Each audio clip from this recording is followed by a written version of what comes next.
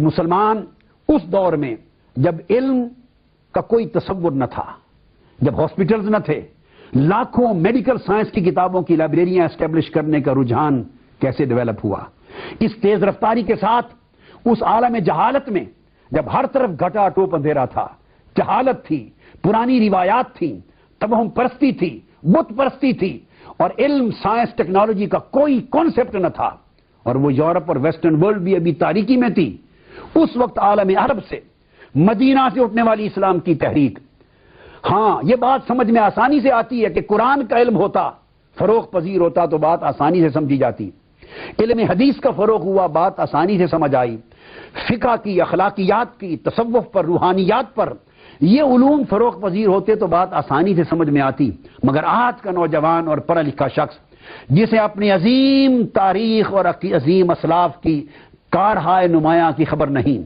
جو اپنے درخشاں اور روشن اور تابندہ ماضی سے کاٹ کے رکھ دیا گیا ہے، جس نے اپنے ماضی کا مطالعہ نہیں کیا اس لیے کہ اس کا علم تاریخ کا مطالعہ کرتے ہوئے انگلش سے آگے نہ بڑھا، اور جب انگلش سورسز تک گیا اس نے اس کے علم اور مطالعہ اور معلومات کو جا کے لیٹن لینگویج پہ روک دیا، اور اس نے سمجھا کہ شاید یہ علم کی ساری ترقی لاطینی زبان کے ذریعے یورپ میں ہوئی، اور یورپ سے انگلش میں، اور انگلینڈ سے پھر امریکہ میں، اور پھر ساری دنیا میں پھیلا. اسے کیا خبر کہ لاطینی زبان میں بھی اس تمام سائنس اور ٹیکنالوجی کے علم کے فروغ کی کوئی ٹرانسفر ہوئی ہوگی. آج جو میں لیکچر جس موضوع کو کنکلوڈ کرنا چاہتا ہوں وہ آج کے نوجوان کو اور امت مسلمہ کے فرد کو، آج تاریخ کے وہ روشن باب جو ایک وقت روشن تھے مگر بدقسمتی سے اس کی نظروں سے اوجھل ہو گئے، اس کی لا علمی نے، اس کی جہالت نے، اور اپنے عظیم ماضی سے اس کے کٹ جانے نے اس کو اپنے پرعظمت ماضی سے بے خبر کر دیا،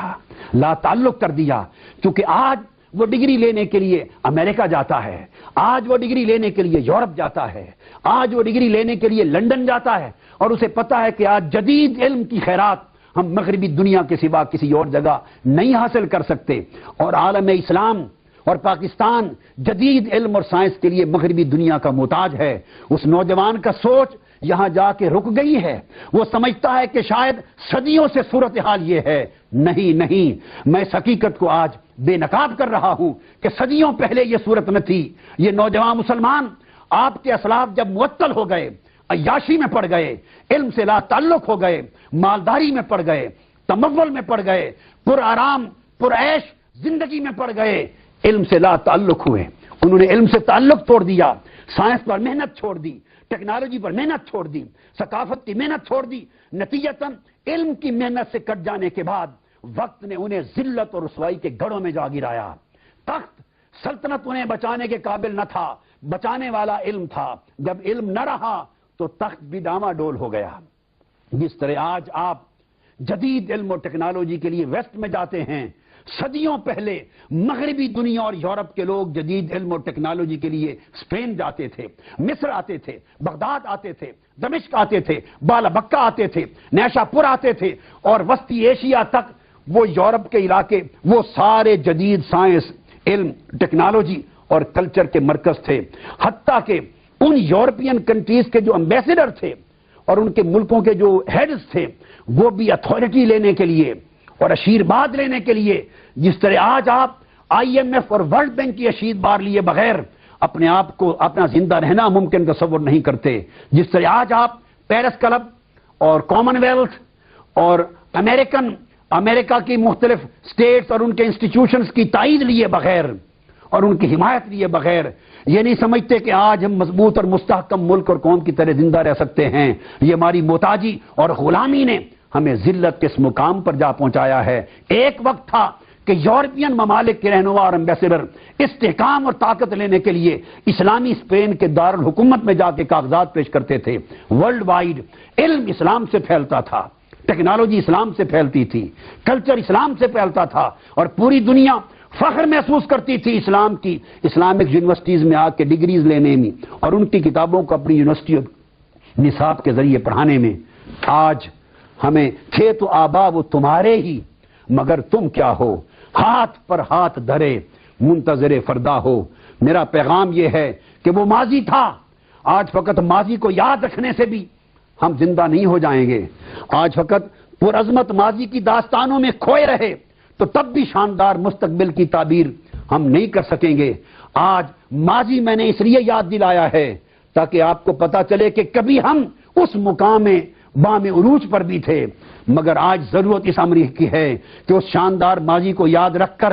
ماضی میں کھوئے رہنے کی بجائے اپنے مستقبل کو بہتر کرنے کی طرف آگے بڑھو۔ جو قوم، جو نسل اپنا مستقبل سنوارنے کی کوشش نہیں کرتی، آج اقوام عالم، ہمارے ساتھ آزاد ہونے والے ملک، چائنا ہمارے ساتھ آزاد ہوا تھا، انڈیا ہمارے ساتھ ہی تقسیم میں آزاد ہوا، کوریا اس زمانے میں آزاد ہوا، یہ مشرقی، یہ ہماری ساؤتھ ایشیا کے بے شمار ممالک ہمارے ساتھ آزاد ہوئے۔ وہ ممالک جو ہمارے اسی ڈیکیڈ میں آزاد ہوئے تھے، وہ ترقی کرتے آج فائنانشلی اسٹیبلش ہو گئے، کلچرلی اسٹیبلش ہو گئے، آج اکنامک میں اسٹیبلش ہو گئے، آج وہ ٹیکنالوجی میں اسٹیبلش ہو گئے، مگر ہم آج ذلت، رسوائی اور غلامی کی اتھاہ گہرائیوں میں گرے پڑے ہیں۔ اس کا علاج دنیا پوچھتی ہے کیا ہے؟ میں بتاتا ہوں، علاج کے رخ بہت سے ہیں، مگر سارے رخ بعد میں جا کر مؤثر ہوں گے۔ سب سے پہلا مؤثر رخ یہ ہے کہ ہم علم میں بریک تھرو کریں، اپنی تمام توجہ دنیا کی جدید علم اور سائنس اور ٹیکنالوجی کو فروغ دینے میں صرف کر دیں، اپنی دولت صرف کریں۔ سب سے بہتر سرمایہ اور وراثت علم، سائنس اور ٹیکنالوجی ہے۔ اگر ہم اس کے اندر اپنے آپ کو ڈیولپ کر کے عروج پر لے گئے تو پھر فائنانسز بھی ہمارے قدموں میں آئیں گے، پھر دفاع بھی ہمارے قدموں میں آئے گا، ثقافت اور کلچر کی ترقی بھی ہماری قدموں میں آئے گی، اور بحمد اللہ تعالی سرزمین پاکستان کو، میں پاکستانی قوم کے بچوں کو کہنا چاہتا ہوں، اللہ رب العزت نے عظیم ٹیلنٹ دیا ہے، اس زمین کو عظیم ذخائر دیے ہیں، اس کے اندر عظیم کیپیبلٹی رکھی ہے، اس کے اندر عظیم صلاحیتیں رکھی ہیں، اور پاکستان کی سرزمین اور اس سرزمین کے بچے نونہال اگر سائنس، علم اور اپنی ٹیکنالوجی میں دنیا میں ترقی کرنے کا عزم کر لیں تو پاکستان اس قابل ہے کہ وہ پورے عالم اسلام کا لیڈر بن سکے اور عالم اسلام کے لیے قائدانہ کردار ادا کر سکے۔ اگر ہم پاکستان کو عالم اسلام کا قائدانہ رول دلا دیں